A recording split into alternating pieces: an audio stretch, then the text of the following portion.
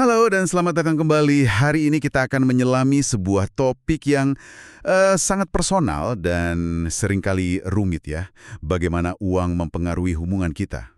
Kita akan mengupas tuntas materi dari buku Mind Over Money, khususnya fokus pada apa yang disebut gangguan uang relasional atau Relational Money Disorders. Misi kita bersama adalah memahami bagaimana cara kita berhubungan dengan uang, sikap kebiasaan, keyakinan kita, bisa memperkuat atau justru merusak ikatan dengan orang-orang terdekat. Ini bukan cuma soal saldo bank, tapi ya soal emosi dan pola perilaku yang tersembunyi. Benar sekali. Topik ini memang menyentuh area sensitif yang jarang dibicarakan secara terbuka ya. Padahal dampaknya luar biasa dalam kehidupan sehari-hari. Uang sering dianggap tabu atau urusan pribadi, tapi nyatanya cara kita mengelolanya bersama atau menyembunyikannya dari pasangan, keluarga, atau anak itu bisa menciptakan dinamika yang nggak sehat. Nah, materi yang akan kita bahas ini mengidentifikasi beberapa pola umum yang muncul ketika uang dan hubungan terjalin secara ya bisa dibilang destruktif. Menarik sekali Anda menyebut pola umum. Ini berarti banyak orang mungkin mengalaminya tanpa sadar ya? Mari kita mulai dengan pola pertama yang dibahas dalam buku ini, sesuatu yang mungkin familiar tapi konsekuensinya serius. Ketidaksetiaan finansial atau financial infidelity. Istilah ini langsung mengingatkan pada perselingkuhan kan? Tapi konteksnya di sini adalah uang. Gimana kita bisa memahami konsep ini lebih dalam? Tepat, istilahnya memang sengaja dipilih gitu karena dampaknya pada kepercayaan bisa sama menghancurkannya dengan perselingkuhan romantis. Serius. Ketidaksetiaan finansial pada intinya adalah tentang kebohongan dan kerahasiaan seputar aktivitas keuangan dalam sebuah hubungan. Padahal kan hubungan itu harusnya didasari keterbukaan ya.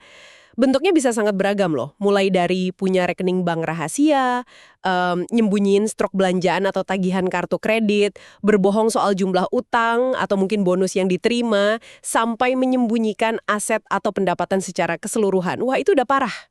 Jadi skalanya bisa dari kecil sampai besar ya. Mungkin nyembunyiin harga sepatu baru sampai nyembunyiin sumber pendapatan gitu. Buku ini pasti memberikan gambaran nyata ya bagaimana bentuknya. Terpajak atas bunga rekening itu.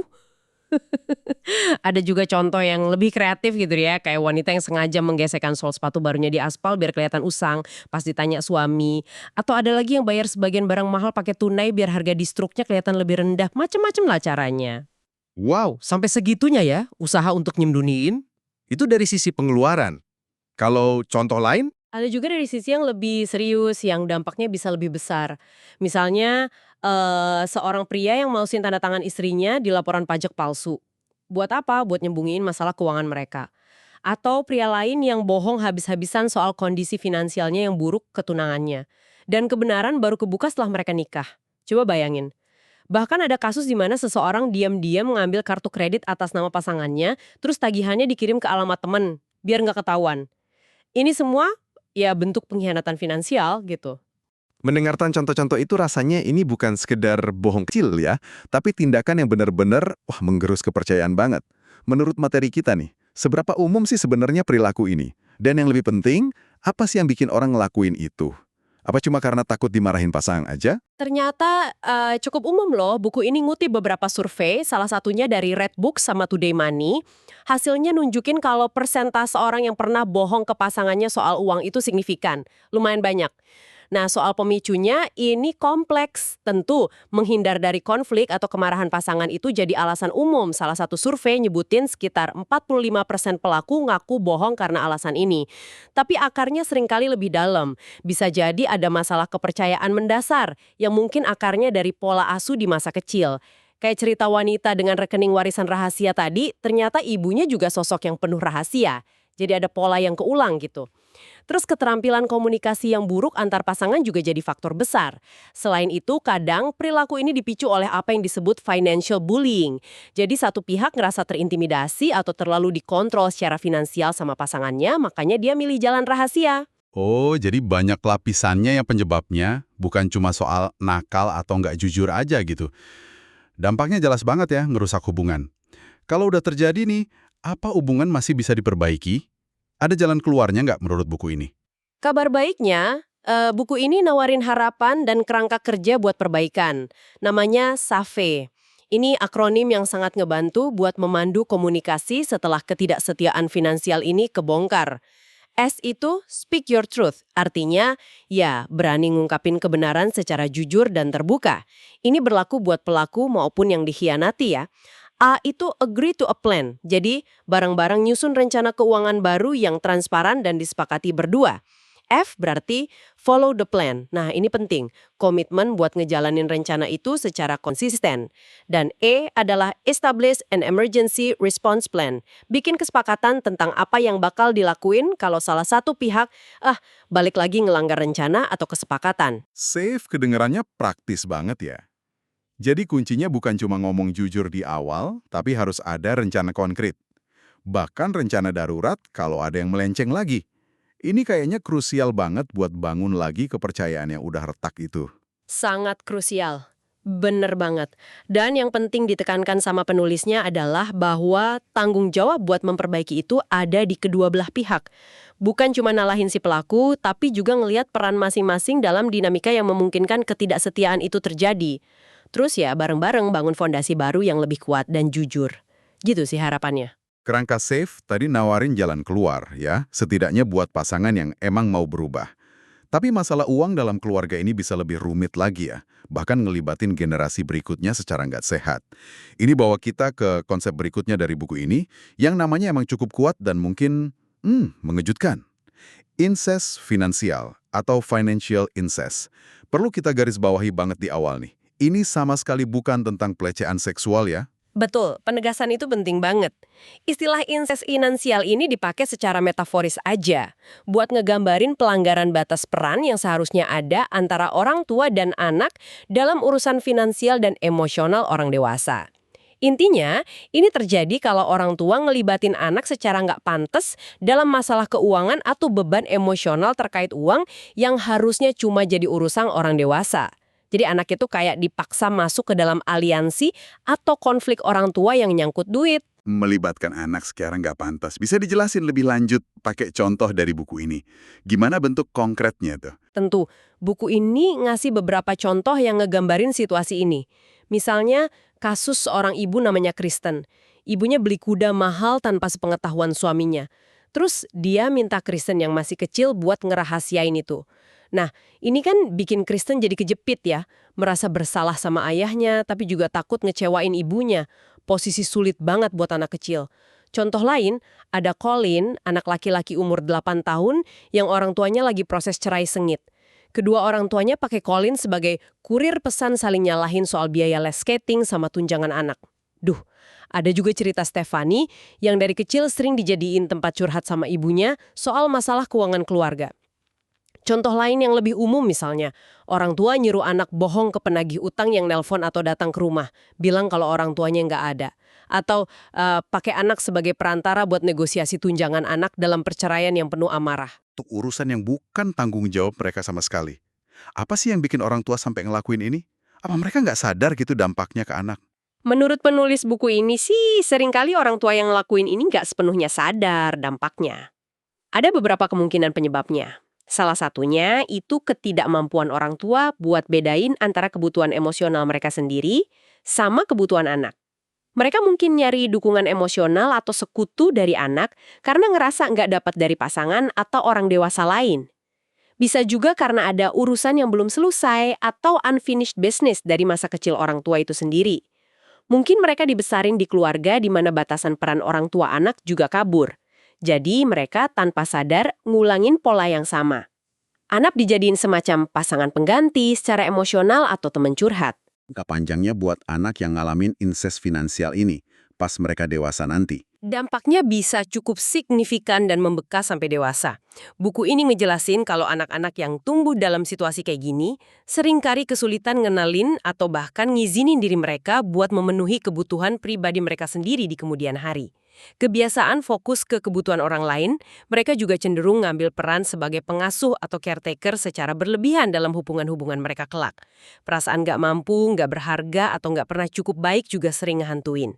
Dan yang paling mengkhawatirkan, ada risiko besar mereka bakal ngulangin pola yang sama, ngelibatin anak mereka sendiri dalam urusan finansial orang dewasa kalau mereka nggak sadar dan mutus siklus ini. Lingkaran setan ya yang perlu diputus. Ada saran nggak dari buku ini buat orang tua yang mungkin sadar udah ngelakuin ini, atau buat orang dewasa yang nyadar pernah ngalaminnya? Saran utamanya adalah kesadaran dan nyari dukungan yang tepat. Buat orang tua, penting banget buat nyari dukungan emosional dari orang dewasa lain, teman, keluarga, atau idealnya terapis, bukan dari anak. Kalau udah terlanjur terjadi, penulis nyaranin supaya orang tua, pas anaknya udah cukup dewasa buat ngerti, ngakuin kesalahan itu dan minta maaf. Ini bisa jadi langkah penyembuhan yang penting loh. Nah, buat orang dewasa yang pernah mengalaminya, memahami pola ini adalah langkah pertama buat ngelepasin diri dari dampaknya dan biar nggak nurunin lagi ke generasi berikutnya. Pembahasan yang penting banget soal batasan ini. Sekarang, mari kita geser ke pola lain yang juga seringkali samar nih, antara ngebantu sama ngerugiin, yaitu financial enabling, atau memfasilitasi secara finansial. Kedengarannya kayak tindakan baik ya, tapi buku ini justru ngasih peringatan. Gimana penjelasannya? Ya, istilah enabling ini emang agak tricky. Financial enabling itu tindakan make uang buat ngebantu orang lain, seringnya sih anak yang udah dewasa, tapi bisa juga pasangan, teman, atau kerabat. Dengan cara yang sebenarnya ngehalangin mereka buat belajar mandiri secara finansial, dan ngambil tanggung jawab atas hidup mereka sendiri. Jadi bantuan ini, meskipun niatnya mungkin baik, justru ngelanggengin ketergantungan, malah bikin nggak maju-maju. Oh, jadi kayak ngasih ikan terus-terusan tanpa pernah ngajarin cara mancing gitu ya. Apa motivasi di balik perilaku enabling ini? Apa beneran cuma pengen ngebantu aja? Motivasi dibaliknya bisa macam-macam dan seringkali kompleks, nggak selalu murni altruistik. Penulis ngejelasin, si enabler ini mungkin ngelakuin itu buat dapet rasa kontrol atas orang yang dibantu. Atau buat nebus rasa bersalah, mungkin ngerasa kurang perhatian dulu. Atau buat ngerasa dibutuhin dan penting. Bisa juga ini cara mereka buat jaga kedekatan emosional, meski itu caranya nggak sehat. Analogi yang dipakai di buku ini cukup kuat sih. Ini kayak ngasih minuman keras ke pecandu alkohol. Anda mungkin ngerasa ngebantu mereka ngatasin gejala putus zat sesaat, tapi sebenarnya Anda mendukung kecanduan mereka dan ngehalangin pemulihan jangka panjang. Analogi yang kuat banget itu. Bisa kasih contoh nyata dari buku ini, gimana financial enabling ini kelihatan dalam kehidupan sehari-hari? Oke, buku ini ngajiin beberapa kasus ya. Ada Louis, seorang ayah yang terus-terusan nanggung gaya hidup anak-anaknya yang udah dewasa dan berkeluarga. Dia bayarin cicilan rumah mereka, biaya sekolah cucu-cucunya, bahkan tagihan listrik sama air bulanan. Akibatnya, ya dana pensiun Louis sendiri terkuras habis, sementara anak-anaknya nggak pernah benar-benar belajar ngelola keuangan mereka sendiri. Repot kan jadinya? Ada juga Carol, seorang wanita muda yang baru lulus kuliah. Dia ngerasa penting gitu kalau sering beliin peralatan atau nraktir teman-temannya yang seniman. Dia bertindak kayak bankir pribadi buat mereka, padahal dia sendiri numpuk utang kartu kredit atas namanya. Contoh lain yang menarik, nyambung ke yang tadi, itu kasus wanita dengan rekening rahasia. Salah satu penggunaan uang rahasianya itu buat diam-diam ngasih uang saku ke putranya yang udah dewasa. Kenapa diam-diam? Soalnya suaminya nggak setuju anaknya terus dibantu. Si penerima. Apa akar penyebab seseorang jadi financial enabler? Apa ini ada kaitannya sama cara mereka dibesarin? Sangat mungkin. Buku ini ngaitinnya sama apa yang disebut skrip uang atau money scripts. Keyakinan bahwa sadar soal uang yang kita bentuk dari kecil. Seseorang mungkin punya skrip yang nyamain uang sama cinta atau perhatian. Jadi ya ngasih uang itu cara utama mereka nunjukin kasih sayang. Pengalaman masa kecil juga pengaruh banget. Mereka yang tumbuh dalam kemiskinan ekstrim mungkin bersumpah anak-anaknya nggak bakal ngerasain susah yang sama. Jadinya terus ngasih tanpa batas. Sebaliknya, mereka yang tumbuh dimanjain secara finansial mungkin nggak tahu cara lain buat berhubungan atau nunjukin peduli selain lewat uang. Dan tentu aja, pola ini seringkali dipelajari dari generasi sebelumnya. Mereka mungkin ngelihat orang tua mereka ngelakuin hal yang sama. Konsekuensi lainnya itu potensi kerusakan hubungan itu sendiri. Rasa kesal, frustrasi, bahkan kebencian bisa tumbuh di kedua belah pihak loh. Si enabler bisa ngerasa dimanfaatin, sementara si penerima bisa ngerasa nggak dipercaya, atau terus-terusan dianggap nggak mampu. Penulis pakai analogi rakit penyelamat punya Russell. Kalau Anda terus-terusan biarin orang lain numpang di rakit Anda sambil bawa jangkar berat masalah finansial mereka, rakit Anda sendiri bisa ikut tenggelam. Bilang nggak jadi susah banget, apalagi ke orang yang kita cintai dan kelihatannya lagi benar-benar butuh. Buku ini ngasih contoh seorang paman yang bingung apa harus bantu keponakannya yang suaminya sakit kanker tapi punya riwayat pengelolaan uang yang buruk. Ini dilema yang nyata banget dan nyakitin. Dilema antara ngebantu sama enabling ini emang tipis banget ya batasnya. Ini bawa kita ke pola terakhir yang dibahas dalam materi kita buat hari ini. Ketergantungan finansial atau financial dependency. Kalau enabling itu soal ngasih terlalu banyak, ini sisi sebaliknya ya. Soal nerima atau nyender terlalu banyak. Buku ini ngaitinya sama skrip Pangeran Tampan ya. Betul sekali. Ketergantungan finansial itu pola di mana seseorang secara sadar atau nggak sadar nyerahin tanggung jawab penuh atas kesejahteraan finansialnya ke orang lain. Bisa ke pasangan, ini yang sering dikaitin sama skrip Pangeran Tampan atau Putri Raja. Bisa juga ke orang tua, warisan, atau bahkan harapan ke keberuntungan kayak menang lotre. Intinya, ada keyakinan kalau mereka nggak perlu atau nggak mampu ngurus keuangan sendiri karena bakal selalu ada seseorang atau sesuatu yang nyelamatin atau nanggung mereka. Apakah ini selalu berarti males atau nggak mau belajar aja? Atau lebih ke arah kurangnya rasa percaya diri gitu dalam ngelola uang? Bisa keduanya dan seringkali saling terkait. Pola ini sering banget dibarengi sama kurangnya pengetahuan atau keterampilan finansial dasar. Orang yang bergantung secara finansial mungkin benar-benar nggak tahu cara nyimbangin buku cek, bikin anggaran, atau bahkan bayar tagihan secara online. Serius.